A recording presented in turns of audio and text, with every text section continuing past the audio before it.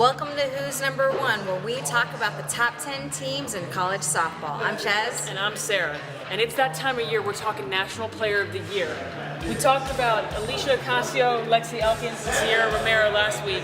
We're talking about three new fresh faces this week. Chaz, kick us off. Now we're going to start with Allie Aguilar, a junior at the University of Washington. Leads the nation with 17 home runs this year and is second in RBIs with 52. Yeah, we've been talking about Lexi Elkins and MJ Knighton from Nebraska with home runs, and then Allie Aguilar pops out of nowhere. Great power hitter, great numbers. And a sweet-ass swing. Megan Good from JMU's ace. She's got a 1.00 ERA, which makes her top 5 in the country. 19-2 record, but Chez, she just dropped the game to Virginia Tech. You know what? In order for JMU to earn credibility, they need to beat these unranked teams. Like, that needs to be a staple. They can't be losing against a Virginia Tech. Casey Cooper's our last one we're talking about this week. She leads the nation in RBIs. She's got a fresh 461 batting average. Ches, if the junior from Auburn and the junior from Washington, bottom of the 7th, who do you want at the plate? I take Casey Cooper hands down. I think she can hit any pitcher in the nation. And she just made the USA team. I've seen her go yard on Kelly Barnhill and Sheridan Hawkins. Like, this girl can flat out hit and gets it done. So she your pick for today? She's my pick. Who's your pick? You know what? Casey Cooper runs today. She's my pick as well. Booyah. Now we're going to move on to rankings. Now, Florida has held the top spot for a very, very long time. Dream season, historic season so far. They just dropped 2 against Alabama. They sure did. Sarah, what do you make of that? You know what? The only teams they've lost to this season have been SEC teams.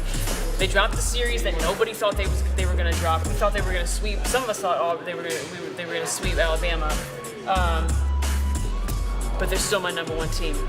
I'm still sticking with the Gators because they have the number 1 pitching staff in the country. Yeah, absolutely. And if I know anything about the World Series, it's pitching that gets you to Oklahoma City, and that's what Florida has. Now, if they can shore up things defensively and can actually get that offense going, they have no doubt that they will take the number 1 spot. We're not moving them. They're not going anywhere.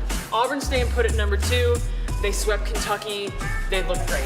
Yeah, now tied with Florida for the number 1 spot in the SEC. Yeah. Michigan, they moved up with some polls. They're staying put at number 3 for us. Now, Sarah, if it came down to it, if Michigan was facing off against Auburn or Florida, who do you got?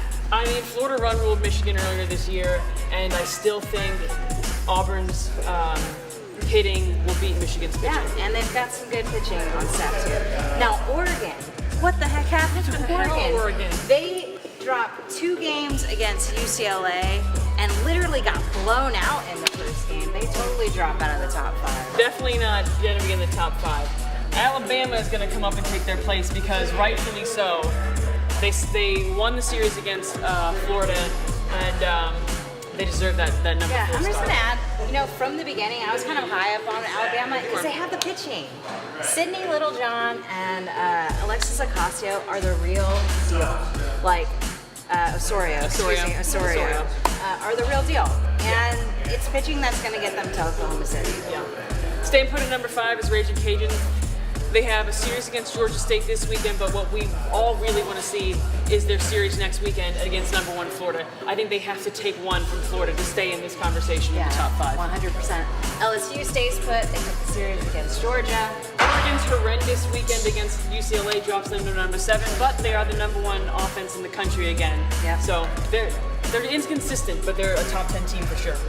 Now Washington stays in the number 7 spot while we move Florida State into the top 10. Now, we haven't put Florida State in the top 10 ever. One is just strength of schedule. Yes, they have one of the best records in the top 10, but all these teams have squared off against each other. Now, Florida State has squared off against 0 of these opponents. Just gotta see how they do against a really good team. But they only have 4 losses, so we're putting them in the top 10. Georgia drops out after dropping the series against LSU, and the Juke Dogs just dropped a spot to number 10. They lost that week loss to Virginia Tech. They have the pitching, but my question is are they going to have a strong enough offense to be able to battle against these top 10 teams? We just gotta wait to see. And what you want to be watching for this weekend is our Flow Showdown of the week. We got Oklahoma and Baylor squaring off for the battle of the Big 12. Baylor's actually sitting atop the Big 12, 5-0.